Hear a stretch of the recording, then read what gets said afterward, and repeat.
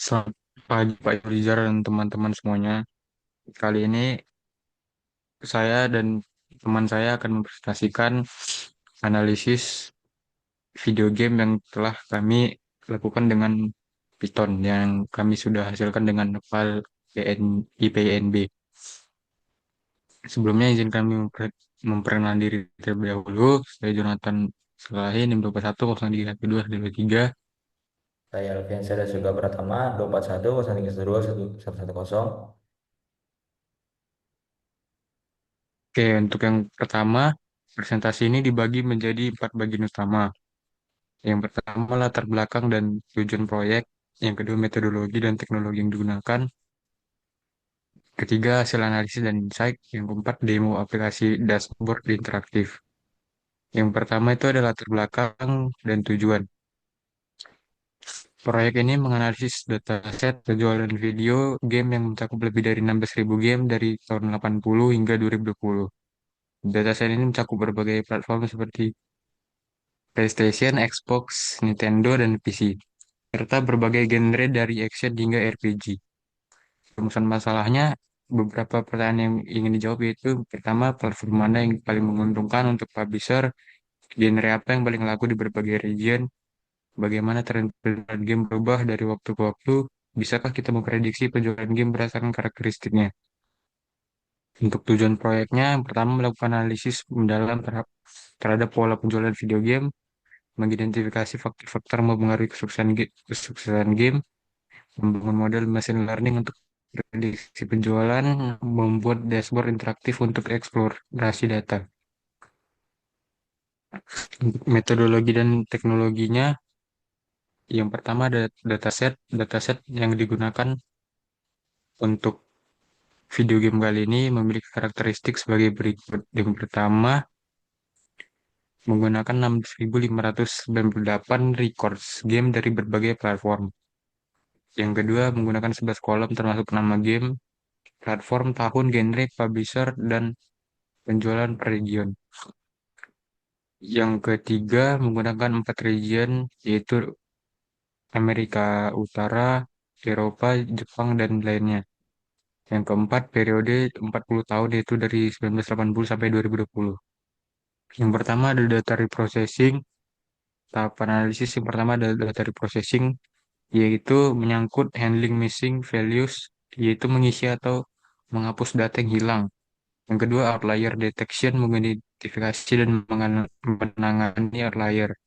Yang ketiga, feature engineering, yaitu membuat fitur baru seperti sales underscore per underscore year, platform underscore edge.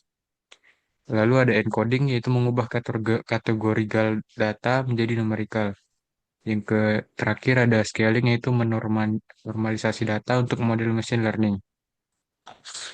Yang kedua ada exploratory data analysis atau EDA, yaitu bertujuan untuk menganalisis distribusi penjualan, menganalisis temporal atau tren waktu dari waktu ke waktu, menganalisis regional yaitu perbedaan preferensi antara setiap negara, mengkorelasi analisis untuk melihat hubungan antar variabel.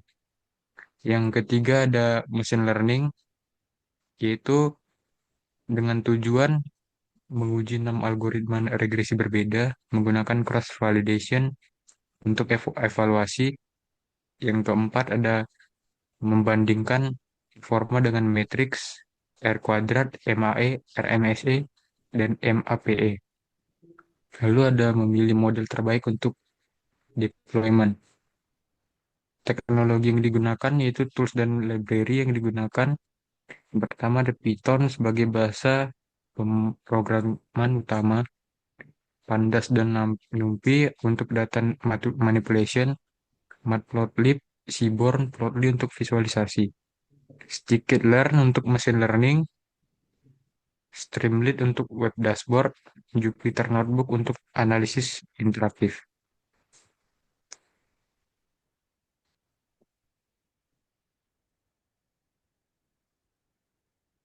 Selanjutnya itu ada hasil analisis dan insight. Jadi platform analisis memiliki jumlah game terbanyak dengan lebih dari 2.000 titel. Namun dari sisi penjualan, Nintendo dan DS mendominasi, menunjukkan bahwa quantity tidak selalu berbanding lurus dengan sales. Selanjutnya itu untuk analisis game action, genre paling populer dengan total sales tertinggi. Sports dan skuter di posisi kedua dan ketiga. Menariknya, RPG lebih populer di Jepang dibandingkan region lain. Ini menunjukkan preferensi regional yang berbeda. Publisher analisis dari sisi publisher memiliki jumlah game terbanyak. Nintendo mendominasi dari sisi total penjualan. Top 5 publisher menguasai lebih dari 40% total market.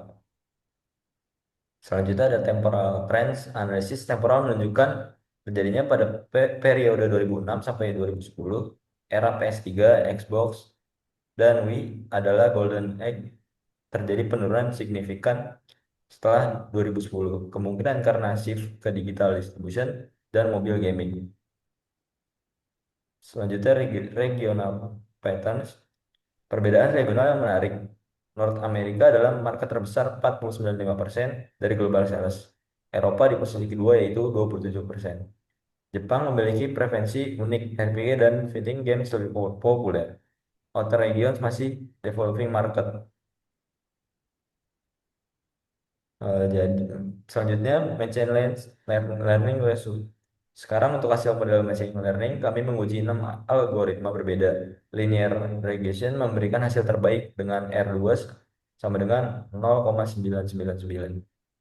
Model ini memiliki mean absolute error hanya 0,003 juta. Artinya prediksi kami sangat akurat dengan error rata-rata hanya 3.000 kopi. Selanjutnya itu ada demo dashboard. Persiapan demo mendemonstrasikan dashboard interaktif yang telah kita buat menggunakan Streamlit. Dashboard ini memiliki 4 halaman utama.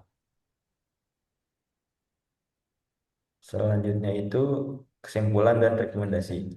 Kesimpulan utamanya itu dari analisis ini kita dapat menyimpulkan bahwa platform strategi Nintendo atau DSW terbukti paling profitable meski bukan yang paling banyak game. Genre fokus, action, dan sport adalah genre paling safe untuk investment, tapi perlihatkan preferensi regional. Regional difference, North America adalah market utama, tapi Jepang memiliki preferensi unik, perlu strategi berbeda. Timing matters, peak sales terjadi 2006 sampai 2010 menunjukkan pentingnya timing dan market condition. Predictability sales bisa diprediksi dengan akurasi tinggi, yaitu R2 sama dengan 0,999 menggunakan karakteristik game. Rekomendasi untuk publisher yaitu fokus pada platform dengan install base besar, genre, tapi diprioritaskan action atau sport. Untuk pengembangan selanjutnya mendapatkan data digital sales dan mobile gaming. Analisis statement ini dari review untuk prediksi yang lebih akurat. Implementasi deep learning untuk pattern region. Real time dashboard dengan data streaming. Demikian presentasi yang kita paparkan tentang analisis penjualan video game global. Proyek ini menunjukkan bahwa bagaimana data science dapat memberikan insight berharga untuk industri gaming. Sekian, kurang lebihnya mohon maaf. Wassalamualaikum warahmatullahi wabarakatuh.